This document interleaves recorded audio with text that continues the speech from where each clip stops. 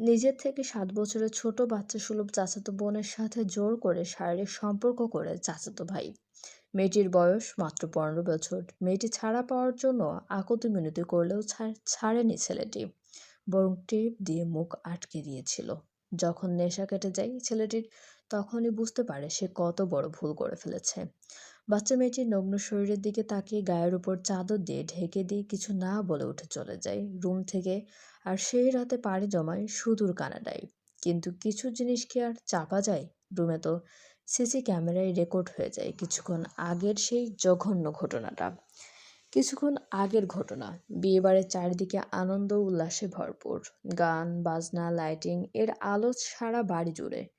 আজ চৌধুরী বাড়ির বড় ছেলে ঈশান চৌধুরীর বিয়ে। বিয়ে বাড়িতে মানুষে ভরপুর করে কারোর কোনো ধারণা নেই এরপর কি হতে যাচ্ছে। দোতলার কর্নারের বিশাল রুমটা আজ অন্ধকারে ছেয়ে আছে। ঘরের মাঝে আলতো গোলাপি আলো জ্বলছে। সোফার ওপর শুয়ে আছে সাদি। পুরো নাম সাদিকুর চৌধুরী সাদি। সাদির চোখ অসম্ভব লাল, শরীর তার অস্থির। আজ তার প্রেমিকার সাথে তার বড় ভাইয়ের বিয়ে হয়ে যাচ্ছে। এটা সে মেনে নিতে পারছে না। সাদির শ্বাস দ্রুত চলছে, গলা শুকিয়ে আসছে। সোফার পাশেই খালি পড়ে আছে দুটো হুইস্কির বোতল। সাদের সারা শরীর কাঁপছে অজানা এক আগুনের উত্তেজনায়। মুখ দিয়ে বেরোচ্ছে এক অদ্ভুত গঙ্গানি। নিজেই নিজেকে বোঝানোর চেষ্টা করছে সাদি।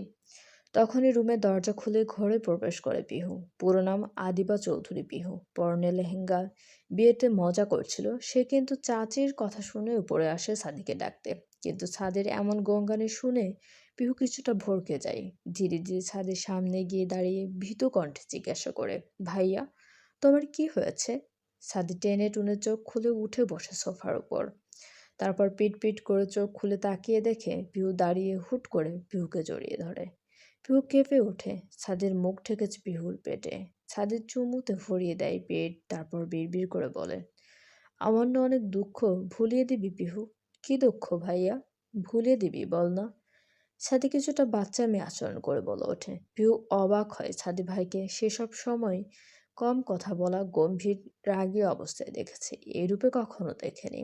তাই কিছু না বলে পিহু উত্তর দিল, চাচি নিচে ডাকছেন, চলেন, খেতে হবে। আপনি নাকি সারাদিন খান নাই? আমার অনেক কষ্ট রে পিহু, খেতে ইচ্ছা হয় না। আগে চলুন চুপচাপ, বলেই পিহু ছাদের হাত ধরে টেনে তুলল। সাথে সাথে ছাদের শরীরে কারেন্টের মতো শক লাগে। পিহুর দিকে অপলক দৃষ্টিতে তাকায়। নিজের ভিতরে পুরুষত্বের চাহিদা জেগে ওঠে। নিজের সামনে সুন্দরী পিহুকে দেখে মোহিত হয়ে যায় ছাদি। ছাদির চাহিদা তীব্র বেগে জেগে ওঠে ঠিক তখনই।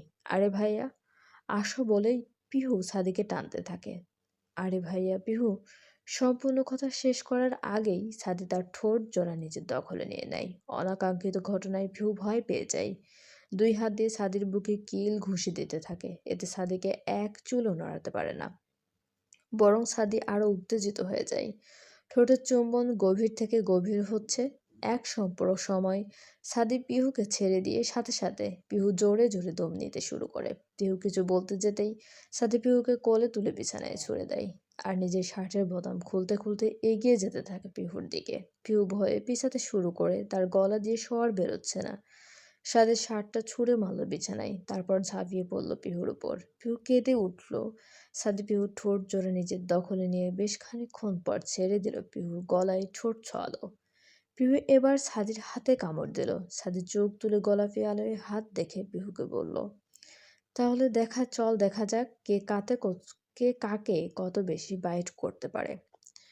আই দেখা যাক। বলে সাদি পিহুর লেহেঙ্গা খুলতে শুরু করলো। পিহু ধাক্কা দিয়ে সরাতে পারল না। সাদির শক্তপোক্ত পুরুষালী শরীরের কাছে তার শরীর চুনোপুটি। এক পর্যায়ে সাদি জোরপূর্বক পিহুর সাথে শারীরিক সম্পর্ক করতে শুরু করে। পিহুর আর্তনাদে পুরো ঘর কেঁপে ওঠে। যেহেতু সাদির রুম সাউন্ড প্রুফ, তাই আর বাইরে গান বাজনা চলছে সেহেতু পঞ্চদশী পিহুর আর্তনাদ কেউ শুনল না। ছাদে উন্মাদনা বেড়ে গেল। ফলস্বরূপ পিহু গংড়াতে গংড়াতে একসময় জ্ঞান হারালো। চোখের কোণ বেয়ে গড়িয়ে পড়ল নোনা জল। হঠাৎ ছাদের ফোন বেজে উঠায় ছাদের ঘোর কাটে। তারপর সে বুঝতে পারে কত বড় ভুলটাই না সে করে ফেলেছে। কিছু না ভেবেই ড্রয়ার থেকে পাসপোর্ট বের করে নিয়ে এক কাপড়ে বেরিয়ে যায় ছাদি। নিজের ছেলেকে রেগে চলে যেতে দেখে আতিয়া বেগম মনে করলো পিহুর সাথে হয়তো তার কিছু হয়েছে। ছোট থেকে পিহু আর ছাদের সাপে নেউলে সম্পর্ক। আতিয়া বেগম নিজের মনে মনে বকতে বকতে উপরে উঠলেন সিঁড়ি দিয়ে। ছাদের রুমে সামনে এসে দরজা ধাক্কা দিতেই আঁতকে উঠলেন আতিয়া বেগম। তার চোখ আটকে গেছে। চিল্লিয়ে জোরে কেঁদে উঠলেন তিনি। দৌড়ে গিয়ে জড়িয়ে ধরল নিথর পিহুকে। সারা বিছানায় লাল রক্তের দাগ। তার বুঝতে অসুবিধা হলো না কি হয়েছে। আতিয়া বেগমে এর চিৎকারে সবাই রুমে এসে হামলে পড়ল। সবার চক্ষু চড়ক গাছ। পিহুর বড় বোন কেঁদে উঠে এলো, ছুটে গেল নিজের বোনের কাছে। ইলিয়াস চৌধুরী বেশ রেগে গেল পিহুর অবস্থা দেখে। সাথে সাথে নিজেদের পারিবারিক ডাক্তারকে ফোন দিল। আতিয়া বেগম আর পিহুর বড় বোন মেহুন মিলে পিহুকে জামা কাপড় পরিয়ে দিল। মেয়েটার শ্বাস খুব ধীরে চলছে। বিছানার এক কোণে বসে মাথায় হাত দিয়ে বসে আছে ইলিয়াস চৌধুরী। নিজের ছেলে এমন কাণ্ড করবে তাও বাপ মা মরা মেয়েটার সাথে। এরকম শিক্ষা সে তো তার ছেলেদের দেয়নি। ঈশান ছাদের ফোনে কল দিচ্ছে অনবরত। কল এতক্ষণ ঢুকলেও এখন ফোন বন্ধ। ঈশান বেশ রেগেই বলে ওঠে, বাবা ওই অমানুষটার ফোন অফ। ইলিয়াস চৌধুরী গভীর চিন্তায় বিমত্ত। কি থেকে কি হয়ে গেল। মিহু ভিজা তোয়ালে দিয়ে পিহুর সমস্ত শরীর মুছিয়ে দিল। পিহু কেঁপে উঠল। অবচেতন অবস্থাতে সারার ডাক্তার আসলে পিহুর অবস্থা দেখে বলে উঠে, এ তো রেপ কেস, আমি চিকিৎসা করতে পারবো না। এবার ইলিয়াস চৌধুরী হুঙ্কার দিয়ে বলে ওঠে, আগে আমার মেয়েকে বাঁচান, তারপর কেস দেখবেন। বলেই হাতের মোবাইলে থাকা পুলিশের নাম্বারে ফোন লাগিয়ে বের হয়ে যায় রুম থেকে। সাথে সাথে ঈশানও। আতিয়া বেগম কেঁদে উঠে তার ছেলে এমন জঘন্য কাজ কিভাবে করলো। সে নিজেও তো ডাক্তার। এই মাসে ডিগ্রির আনার জন্য তো কানাডা যাওয়ার কথা, সে কিভাবে করতে পারলো এসব। ডাক্তার পিহুকে দেখে স্যালাইন দিল, সাথে ব্যথা আর ঘুমের ইঞ্জেকশন দিল। তারপর আতিয়া বেগমকে উদ্দেশ্য করে বলল, চলবে, আমি যেহেতু আপনাদের পারিবারিক ডাক্তার সেহেতু আমি কিছু বললাম না, কিন্তু এটা রেপ কেস। পুলিশ জানে মিনিমাম 5 বছরের জেল হবে। আতিয়া বেগম কেঁপে, সে কখনো ভাবতেও পারেনি তার ছেলে এত খারাপ কাজ করবে। মেয়েটাকে সে সহ্য করতে পারতো না, ঠিক আছে, তাই বলে এভাবে ধর্ষণ করে মেয়েটার পুরো ভবিষ্যৎ নষ্ট করে দিতে পারলো। পুরান ঢাকার বেশ নামকরা চৌধুরী বাড়ি। এহসান চৌধুরীর হাতে তৈরি এই বাড়ি, তার নাম অনুসারে চৌধুরী বাড়ি রাখা হয়। চৌধুরী বাড়িকে চেনার আর একটা বিশাল উপায় চৌধুরী গ্রুপ অফ ইন্ডাস্ট্রিজ, যার বর্তমান মালিক ইলিয়াস চৌধুরী। এহসান চৌধুরীর 2 ছেলে, বড় ছেলে ইলিয়াস চৌধুরী আর ছোট ছেলে আহাদ চৌধুরী। ইলিয়াস চৌধুরীর স্ত্রী আতিয়া বেগম। ইলিয়াস চৌধুরীর 2 ছেলে 1 মেয়ে। বড় ছেলে ঈশান চৌধুরী বর্তমান বাবার ব্যবসা সামলাচ্ছে, বয়স 28 বছর। আর ছোট ছেলে সাদিকুর চৌধুরী ডাক্তারি পড়ছে, বয়স 22। আর মেয়ে ইরিনা চৌধুরী, বিয়ে হয়ে গেছে কিছুদিন আগেই। ইলিয়াস চৌধুরীর ছোট ভাই আহাদ চৌধুরী, স্ত্রী মাহিয়া খাতুন। আহাদ চৌধুরীর 2 মেয়ে 1 ছেলে, বড় মেয়ে মেহু চৌধুরী, বিয়ে হয়ে গেছে কিছু বছর আগে, বর্তমানে ইন্ডিয়াতে থাকে। ছোট মেয়ে পিহু চৌধুরী, বয়স 15, দশম শ্রেণীতে পড়ে। আর ছেলে সায়েম চৌধুরী। 4 বছর আগে গ্রামে ঘুরতে গিয়েছিল তারা পুরো পরিবার। সেখান থেকে আসার সময় তাদের একটা গাড়ি খাদে পড়ে যায়। ফলে গাড়ির ভিতরে থাকা সকলেই মারা যায়। গাড়িতে ছিল আহাদ চৌধুরী, সাইম, এহসান চৌধুরী আর মাহিয়া খাতুন। আর আহাদ চৌধুরীর আম্মা ফাল্গুনী শেখ। সবার সাথে সাথেই হসপিটালে নিয়ে যাওয়া হয়। রাস্তায় যেতে যেতে আহাদ চৌধুরী ইলিয়াস চৌধুরীর হাত ধরে বলে, ভাই আমার মেয়ে দুটোকে দেখে রাখিস। তারপরই শেষ নিঃশ্বাস ত্যাগ করে। ইলিয়াস চৌধুরীর কলিজা প্রাণ প্রিয় ভাই আহাদ একদিনেই ঝরে যায় চৌধুরী পরিবার থেকে প্রায় 5টি প্রাণ। সেদিনের পর থেকে পুরো পরিবারটাকে আগলে রেখেছেন ইলিয়াস চৌধুরী। পিহুকে নিজের মেয়ের মতো করে ভালোবাসেছেন। মেহুকে ভালো পরিবারে বিয়ে দিয়েছেন। ছোট থেকেই ছাদি আর পিহুর সম্পর্ক ভালো ছিল না, কিন্তু হঠাৎ কি হলো জানে না, বিনা কারণে মারামারি বেঁধে যায় দুজনের। বর্তমানে মেহু গুছিয়ে নিয়েছে তার পাসপোর্ট, এর ভিসা শেষ। যেহেতু বিয়ে আর হচ্ছে না, এই ঝামেলায় শুধু চলে গিয়েও তার আফসোস নেই। সে খুব জোর করলো পিহুকে নেওয়ার, তবে আতিয়া বেগম রাজি না। এক সময় হতাশ হয়ে বোনের কপালে চুমু খেলেন, তার নিষ্পাপ বোনটার সব শেষ। রাগে চোখ জল জল করে উঠল। আতিয়া বেগমকে জড়িয়ে ধরেছে। মিহু কেঁদে উঠল। তার খুব একা লাগে, তবুও মেয়েদের আসল ঠিকানা শ্বশুরবাড়ি। তাই আর দেরি না করে পিহুর খেয়াল রাখতে বলে রুম থেকে বেরিয়ে গেল। মিহুর গন্তব্য এয়ারপোর্ট। ইলিয়াস চৌধুরী নিচে এসে মেইন দরজা থেকে বের হতে যাবে, ঠিক তখনই একটা ছেলে এসে দাঁড়ালো তার সামনে, হাতে একটা খাম। ইলিয়াস চৌধুরী কিছু বলার আগে ছেলেটি বলে উঠে, ইলিয়াস চৌধুরীকে একটু ডেকে দেবেন। ঈশান চৌধুরী। ঈশান এতক্ষণ কিছু না বলে পাশে দাঁড়িয়েছিল। এখন সে বেশ জোরেই রাশভারী কণ্ঠে বলে উঠল, যার সাথে কথা বলছো তার কাছেই তার খোঁজ করছো?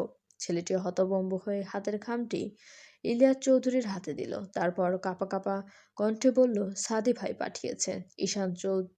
ঈশান ছেলেটির কলার চেপে ধরল। ছেলেটি ভয়ে যান যায় যায় অবস্থা দেখেই বুঝতে পেরেছে এরা সব রেগে আছে। ঈশান বেশ কঠিন কণ্ঠেই বলল, ঈশান, সাদি কই?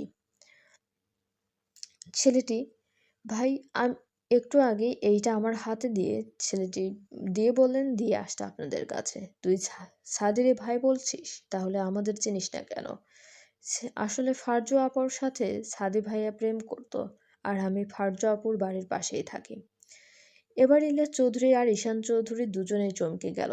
তার মানে সাদি এই জন্য গম্ভীর ছিল ফারজুর সাথে ঈশানের বিয়ে হচ্ছে বলে, কিন্তু সে তো কখনো বলেনি এসব।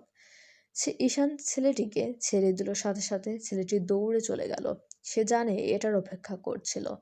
ঈশান ঈশান ইলিয়াস চৌধুরীর হাত থেকে খাম নিয়ে ভেতরে এসে বসতেই মেহু আসলো। মেহু সবার কাছ থেকে বিদায় নিয়ে চলে যেতেই ইলিয়াস চৌধুরী ঈশানকে চিঠিটা পড়তে বলেন।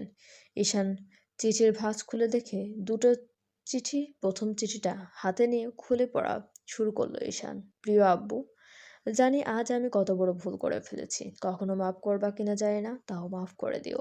আমি জানি চিঠিটাও তুমি পড়বা না, ভাই বইয়া পড়বে। আমি কানাডায় চলে যাচ্ছি। যদি মনে হয় কোম্পানির শেয়ারের কানাডার অংশ আমাকে দিয়ে দিও, আর না দিলেও লাগবে না। আমি ডাক্তারি শেষ করেছি, প্রায় 3 বছর লাগবে। তোমার স্বপ্ন পূরণ করব। আমার বুকের ভেতর আমার ভুলের জন্য মাফ করে দিও। আম্মুকে দেখে রাখিও। আমি ঠিক থাকবো। আমি সব ঠিক করে নিয়েছি। আমার কোনো যোগাযোগ পাবে না, খুঁজলেও পাবে না। তবে একদিন তোমার সামনে আসবো এক চরম সত্যি নিয়ে, ইনশাল্লাহ ভালো থাকবা। এটি তোমার এখনকার অপদার্থ। চিঠিটা পড়ে ঈশান চৌধুরীর দিকে তাকালেন। ইলিয়াস চৌধুরী শান্ত কণ্ঠে বললেন, পরের চিঠি পড়ো। ঈশান আবার পরের চিঠিটুকু পড়া শুরু করলো। প্রিয় ভাইয়া, আমি জানি তুই পড়ছিস। ফারজুরে আমি সেই ক্লাস 10 থেকে ভালোবাসি, আর আজ তোর সাথে বিয়ে হলো। ওকে কখনো ভাবি হিসেবে মানতে পারবো না, তাই খুব রাগ উঠছিল। আমি কখনো নেশা করি না, তবে রুম থেকে আসার পর আমার রুমে দেখলাম তোর বন্ধুরা রেখেই যাচ্ছে, হয়তো পড়ে খাবে। আমি কষ্ট ভুলতে খেয়ে ফেলেছি, আর জানি না। আর যখন আমি নিজের মধ্যে আসলাম তখন দেখলাম আমি পিহুকে নষ্ট করে ফেলেছি। ভাইয়া, তুই তো জানিস আমি কেমন, আমারে ভুল বুঝিস না। আমি যখন নিজের ভুল বুঝতে পারছি তাই চলে আসলাম। এদেশে নয়তো বাংলাদেশেই থাকতাম। প্রথমত ফারজু তোর বউ, আর দ্বিতীয়ত পিহুর জীবনে সেই কষ্ট আমি নিতে পারতাম না। চলে এসেছি এখানে। পিহুর বড় হলে ভালো ছেলে দেখে বিয়ে দিস। আজকের পর থেকে আমারে ও ঘৃণা শুরু করবে আমি জানি। তবুও বলছি, ওর বিয়ে দিতে সমস্ত খরচ আমি বহন করব। ভালো থাকিস ভাইয়া। এটি তোর পিচ্চি ডাক্তার। ঈশানের চোখ পানিতে টলমল করলো। সেও জানে তার ভাই কেমন, তবে আজ যা করছে এর ভুল মাফ হয় না। ইলিয়াস চৌধুরী রেগে বলে উঠলেন, অমানুষ তৈরি করেছি। মেয়েটাকে মৃত্যু যন্ত্রণা দিয়ে বলে কিনা মাফ করে দিতে তার বিয়ের খরচ সে বহন করবে। এদিকে সাদি এয়ারপোর্টে আছে, সবকিছু পার করে এবার প্লেনে গিয়ে বসলো। কিছুক্ষণ যেতেই প্লেনটি রানওয়ে ছেড়ে আকাশের মেঘের মাঝে হারাতে লাগলো। শত শত যাত্রী, শত রকমের স্বপ্ন। সাদি চোখের উপর হাত দিয়ে ছিটে হেলান দিতেই ভেসে উঠল পিহুর সেই কান্নার দৃশ্য। সাদি তড়িৎ বেগে চোখ খুলে তারপর বিড়বিড় করে বলে, সরি রে পিহু, আমি বড় অন্যায় করে ফেলেছি। তবে একদিন আমি ফিরবো, তোর জীবন থেকে হারানো সবকিছুর বদলা নিব। তুই আমি ঘৃণার খাতায় রেখে হলেও মনে রাখিস। সাদি দীর্ঘশ্বাস ছাড়ল। আজ থেকে তার নতুন করে জীবন শুরু। পিহুর মুখটা সবসময় ভাসছে তার মনে। সাদি এক দৃষ্টিতে সিটের পাশে জানলার দিকে তাকালো। রাতের আকাশে চারদিকে অন্ধকার। সাদি চোখের উপর হাত রেখে ঘুমিয়ে গেল। চলবে। গল্পটি আপনাদের কেমন লাগছে অবশ্যই কমেন্ট করে জানাতে ভুলবেন না। অ্যাকচুয়ালি গল্পটার